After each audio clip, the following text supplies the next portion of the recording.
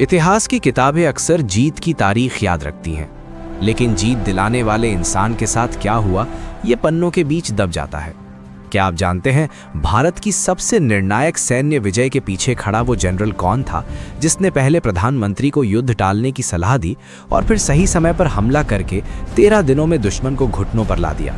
जिस आदमी के शरीर में कभी 9 गोलियां उतरी थीं, जिसे मर चुका मान लिया गया था, जिस पर बाद में झूठे आरोप लगाए गए, वही शख्स 1971 में 93,000 दुश्मन सैनिकों से आत्मसमर्पण करवाता है और एक नए राष्ट्र के जन्म का मार्ग प्रशस्त करता है। लेकिन जीत के बाद क्या हुआ? तालियों की गूंज धीमी हुई और वो नायक धीरे धीरे सत्ता के गलियारों की रोशनी से दूर कर दिया गया। ये कहानी है फील्ड मार्शल सैम मानेकशॉ की, एक सैनिक, एक रणनीतिकार और एक ऐसा नेता जिसकी रीढ़ झुकना नहीं जानती थी। 3 अप्रैल 1914 अमृतसर। पारसी परिवार में जन्मे सैम हुरमुस जी का बचपन ऊर्जा और जिज्ञासा से भरा था। पिता डॉक्टर थे, अनुशासन प्रिय और सिद्धांतों वाले। घर में पढ़ाई का माहौल था और भविष्य की योजना लगभग तय थी, बेटा भी डॉक्टर बनेगा। लेकिन नियति ने कुछ और लिख रखा था। किशोर सैम ने जब लंदन जाकर मेडिकल पढ़ने की इच्छा जताई तो पिता ने उम्र और परिस्थितियों का हवाला देकर मना कर दिया। उस ना ने भीतर एक जिद जगा दी। ये जिद विद्रोह की नहीं थी, बल्कि अपनी राह चुनने की थी। उसी समय भारत में भारतीय सैन्य अकादमी देहरादून की स्थापना हुई। 1932 में पहले बैच के लिए परीक्षा हुई। सैम ने फॉर्म भरा, परीक्षा दी और चयनित हो गए। वो द पायनियर्स कहे जाने वाले पहले बैच का हिस्सा बने। वहां उन्होंने सिर्फ हथियार चलाना नहीं सीखा, बल्कि नेतृत्व की असली परिभाषा समझी। निर्णय लेना, जिम्मेदारी उठाना और अपने जवानों के आगे ढाल बनकर खड़ा होना।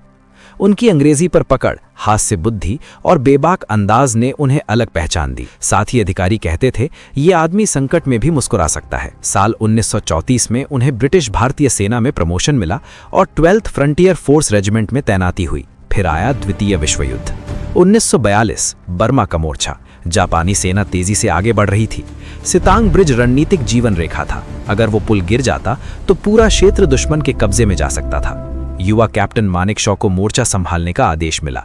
गोलियों की बरसात, बारूदी धुआं और हर तरफ चीखें, लेकिन उन्होंने पीछे हटने से इनकार कर दिया। पलटवार हुआ और पुल बच गया, लेकिन कीमत भारी थी।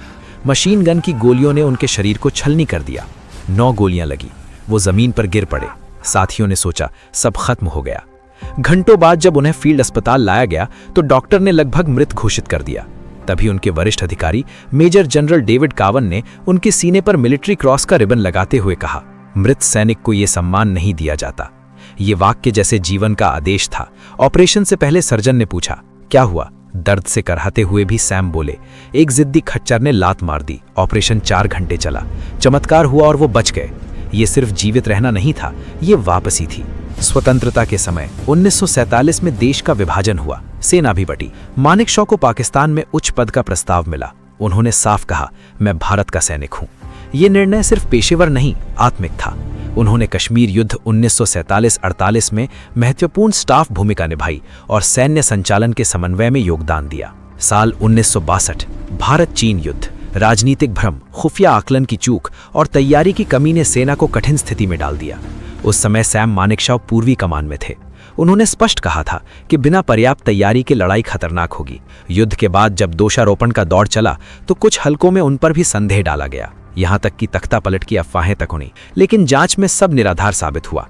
उनका करियर बचा रहा क्योंकि उनके खिलाफ कुछ था ही नहीं सिवाय स्पष्टवादिता के। 1969 में वो भारतीय सेना के प्रमुख बने। अब उनके सामने सबसे कठिन चुनौती थी 1971 पूर्वी पाकिस्तान में राजनीतिक संकट। शेख मुजीबुर रहमान की पार्टी को बहुमत मिला, लेकिन सत्ता हस्तांतरण रोका गया। 25 मार्च 1971 को ऑपरेशन सर्च लाइट शुरू हुआ। अत्याचार, हत्याएं, बलात्कार, लाखों लोग भारत की सीमा में शरण लेने लगे। अनुमान है करीब 10 करोड़ रशनार्थी भारत आए। ये सिर्फ मानवीय संकट नहीं, आर्थिक और सुरक्षा संकट भी था। देश में गुस्सा था। संसद में आवाज उठी, युद्ध करो। प्रधानमंत्री इंदिरा गांधी ने सेना प्रमुख से पूछा, क्या हम तैयार हैं? कैबिनेट मीटिंग में सैम मानेकशॉ ने शांत स्वर में कहा, अगर आप अभी युद्ध चाहती हैं तो मैं लड़ूंगा, लेकिन मैं जीत की गारंटी नहीं दे सकता। कमरे में सन्नाटा छा गया। उन्होंने विस्तार से बताया, मॉनसून आने वाला है, पूर्वी पाकिस्तान नदियों से घिरा है, टैंक नहीं चल पाएंगे, सैनिकों की तैनाती अधूरी है, पश्चिमी मोर्चा भी खतरे में है और अंतर्राष्ट्रीय दबाव बढ़ सकता है। उन्होंने कहा, मुझे समय दीजिए, जब मैं तैयार हो जाऊंगा तब हम जीतेंगे। ये साहस सिर्फ युद्ध का नहीं, सच बोलने का था।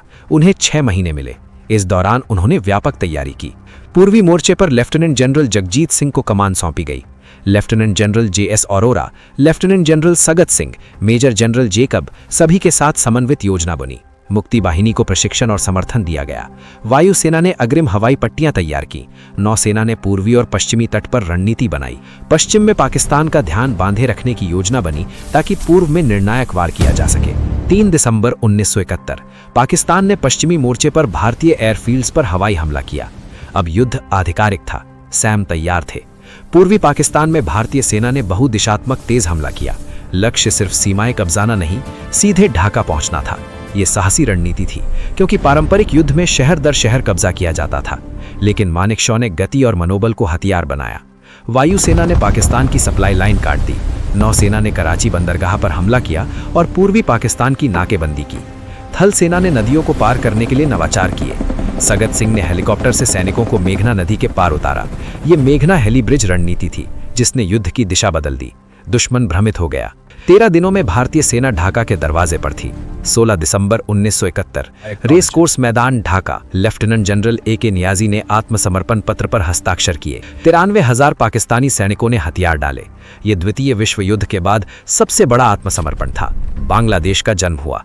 पूरी दुनिया ने देखा, ये सिर्फ मिलिट्री जीत नहीं, रणनीति, धैर्य और नेतृत्व की जीत थी।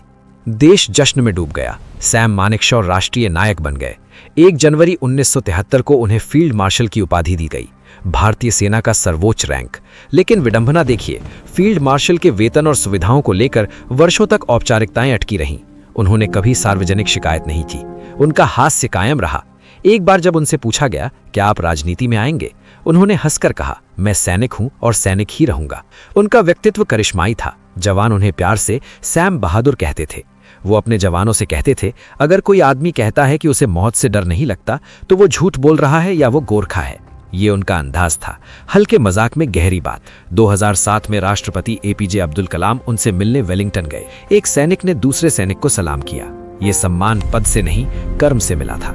27 जून 2008 को 94 वर्ष की आयु में सैम मानेकशॉ ने अंतिम सांस ली। उनके अंतिम शब्द थे, मैं ठीक हूं।